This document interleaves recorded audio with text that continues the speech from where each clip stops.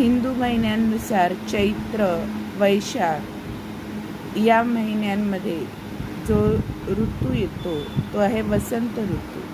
उन्हाळ्याची सुरुवात असते आणि अशा या उन्हाळ्याच्या सुरुवातीचं वर्णन ललिता गादगे या कवयित्रीने केलेलं आहे.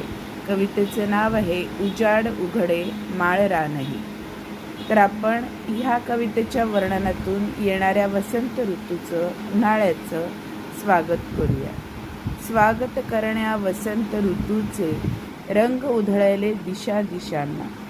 स्वागत करण्या वसंत ऋतूचे रंग उधळले दिशा दिशांना. बेरड कोरड इथली सृष्टी घेऊन आली ती नजराणा.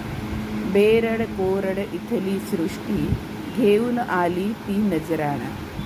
गर्द पोपटी लेऊन वसने, गर्द पोपटी लेऊन वसने मुरडत आली लिंबोणी. गर्द पोपटी लेऊन वसने मुरडत आली लिंबोणी. जर्द तांबडी कर्णफुलेही घालून साजली नागफणी, घालून सजली नागफणी. नुसनुस पाने अंगोपांगी झुले वडहा दंग होऊनी. दुरंगी चुनरीत उभीही घाणेरी ही नटुनी ठटुनी. दुरंगी चुनरीत उभीही घाणेरी ही नटुनी ठटुनी. सळसळ झळझळ पिंपळ पानी मऊ मुलायम मोर पिसापरी. सळसळ झळझळ पिंपळ पानी मऊ मुलायम मोर पिसापरी. सांबर लाल कळ्यांनी जखडून, सांबर लाल कळ्यांनी लखडून उभे स्वागता पाणंदीवरी. पळस फुलेही बहरून आली या मातीच्या अंकावरती. पळस फुलेही बहरून आली या मातीच्या अंकावरती.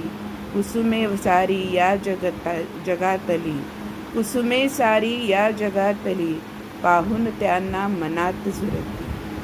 आंब्याच्या मोहरातून आली कोकिळेची सुरेल तान. आंब्याच्या मोहरातून आली कोकिळेची सुरेल तान.